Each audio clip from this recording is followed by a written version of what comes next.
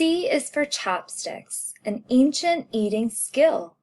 Bamboo sticks called quick little fellows. How do you eat and not spill? All right. How is this verse similar to the other two that we've shared? Let's read this again. C is for chopsticks, an ancient eating skill. Bamboo sticks called quick little fellows. How do you eat and not spill? We can see that skill and spill rhyme. And bamboo is a type of wood. Why do you think the Chinese made chopsticks out of bamboo?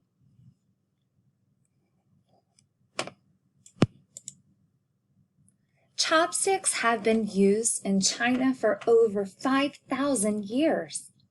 Many years ago, cooking was done mostly over wood or coal-burning fires. Sticks were used to pull the food out of the fire.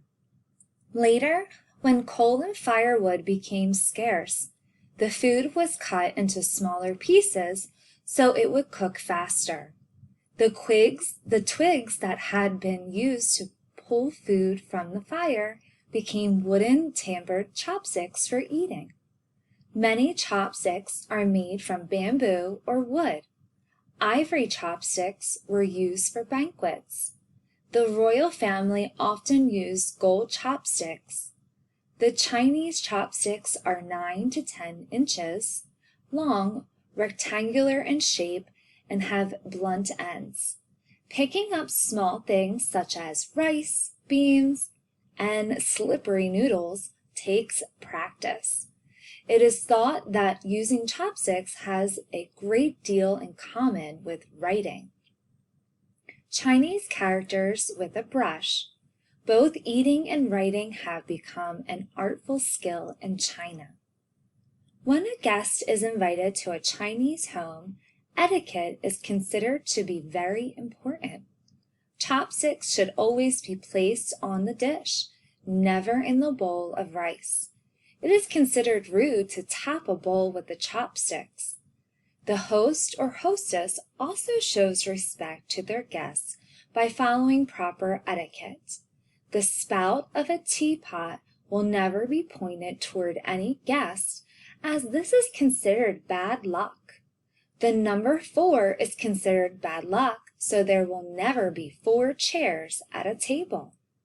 There are also no fourth floor buttons on elevators. Why did the royal family use gold chopsticks? What does it mean that eating is an artful skill? Can you visualize?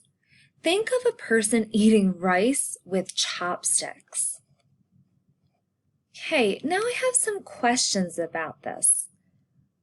We learned that there are rules for table manners with Chinese chopsticks. Do your families have rules for setting the table? Why do you think both Chinese and American families might do special things when guests come to eat?